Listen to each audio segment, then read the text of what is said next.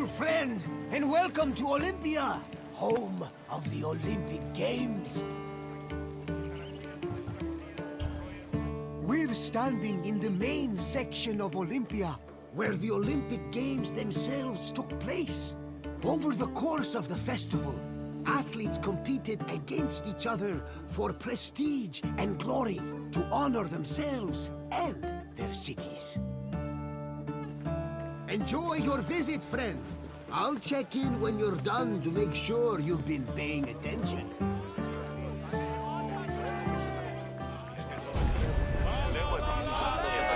The first day of the Olympic Festival began with a swearing-in ceremony for the participating athletes, trainers, and judges.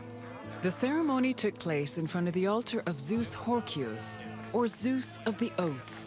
Athletes would swear that they would follow the Olympic rules, while judges promised to be fair and unbiased. Then the competitions began, starting with a contest between heralds and trumpeters over who would have the privilege of announcing the games. The first day's athletic competitions consisted of wrestling, running, and boxing events for the youngest athletes, aged 12 to 18.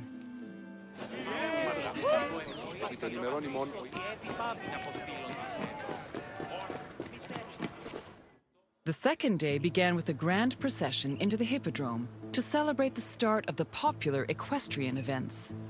The most anticipated and spectacular of these was the Quadriga, a four-horse chariot race.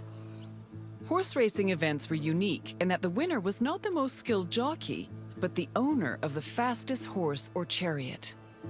The Spartan princess Caniska once took advantage of this loophole to skirt the rule that women weren't allowed to compete, and earned 2 Olympic victories in the process.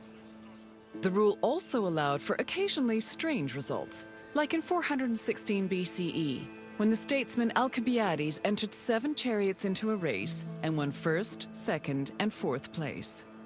After the equestrian competitions, the 40,000 spectators migrated to the stadium to watch the pentathlon events. When the day's events were over, funeral rites were performed for the hero Pelops, the mythical founder of the Olympic Games. The night ended with a celebratory feast and a great parade in honor of the day's victors.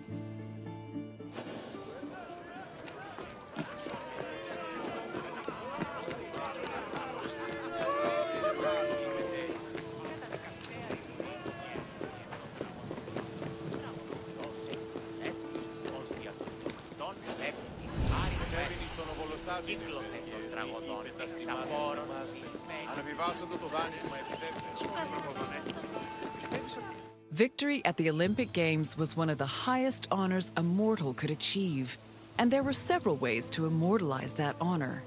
Some athletes had statues erected of themselves, while others commissioned poets to write them victory odes. Oral tradition was very important to the Greeks. These odes, called eponychia, were often composed by the finest poets in the land, such as Pindar, Simonides, and Bacchylides. They were usually played at banquets and celebrations attended by the triumphant athlete or upon his departure from Olympia.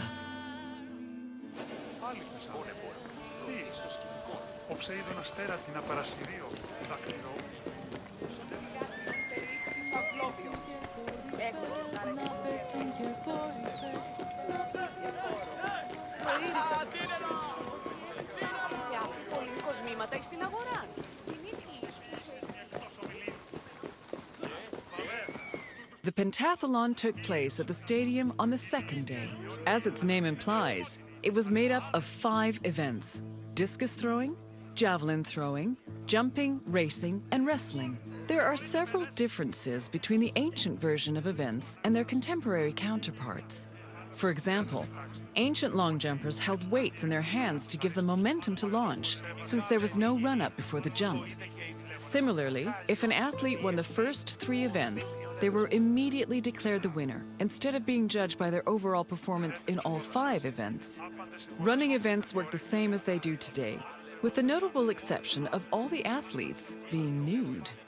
As for wrestling, competitors were not divided by weight class as they are today, but instead by age. The winner was the first to throw his opponent to the ground 3 times.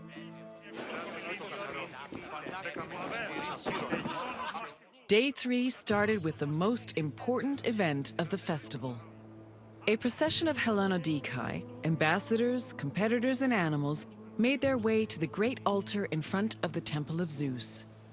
The animals were then offered as the official sacrifice of the festival.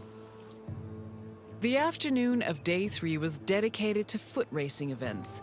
Running was the oldest event of the Games, and in fact was the only event at the first Olympics. The main race was called the Stadion, which was a sprint of around 180 meters. The winner was granted the honor of lending his name to the 4-year period between the Games. This period was known as the Olympiad. The 4 years that followed the first Games in 776 BCE were known as the Olympiad of Coroebus of Elis, the first Olympic champion. Once all the competitions were over, a public banquet was held in the Prytaneon to celebrate the day's victors.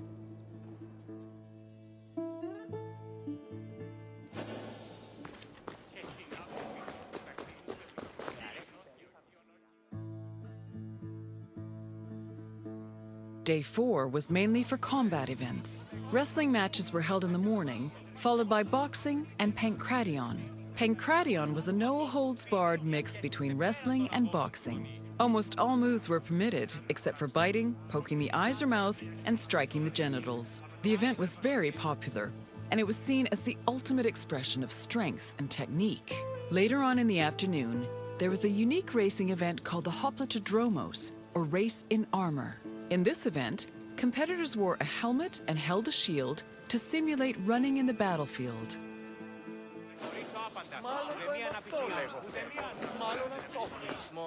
The Hellenodikai, or judges of the Greeks, were both the game's adjudicators and their organizers. They hailed from Elis, the city in charge of the sanctuary of Olympia, and new judges were elected each Olympiad. They had several responsibilities. Before the games started, they decided which athletes would be allowed to compete and supervise their training. They also drew lots to make the competition brackets. During the games themselves, they picked the winners and kept an eye out for foul play.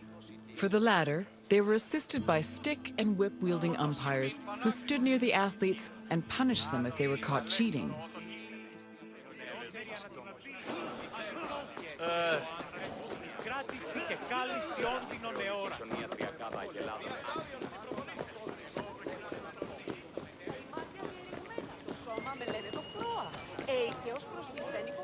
Victory in Olympia was one of the most prestigious honors in all of Greece. Not only would victors be showered in glory in their home city, but their names would be known across Greece. The temptation to glory led some athletes to break their oath to Zeus and cheat. This could be dangerous, as there were many possible punishments should cheaters be caught. They could be disqualified and fined, or if they were caught cheating during a match, they would be beaten by nearby umpires. The most powerful deterrent of cheating, however, was shame.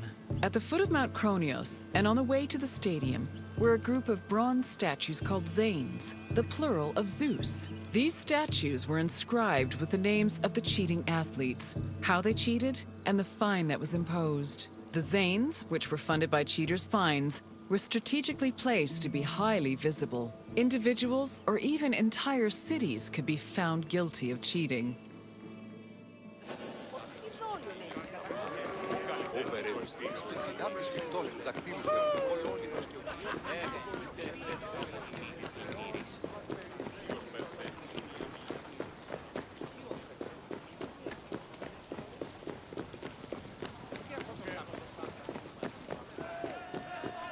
The Prytaneon was the administrative center of the cult of Olympia and the Olympic Games.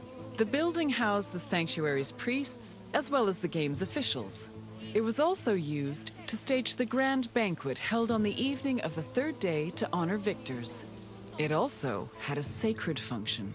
Its central chamber was the location of the Fire of Hestia, a sacred flame that burned day and night. This fire was used to light the other altars around the sanctuary. This practice may have partially inspired the modern tradition of carrying the Olympic torch. Για τη συγκρούση ταύτη, όσπερ της και ο άλλος, ο λογικούς νους νικήσει. τραγωδία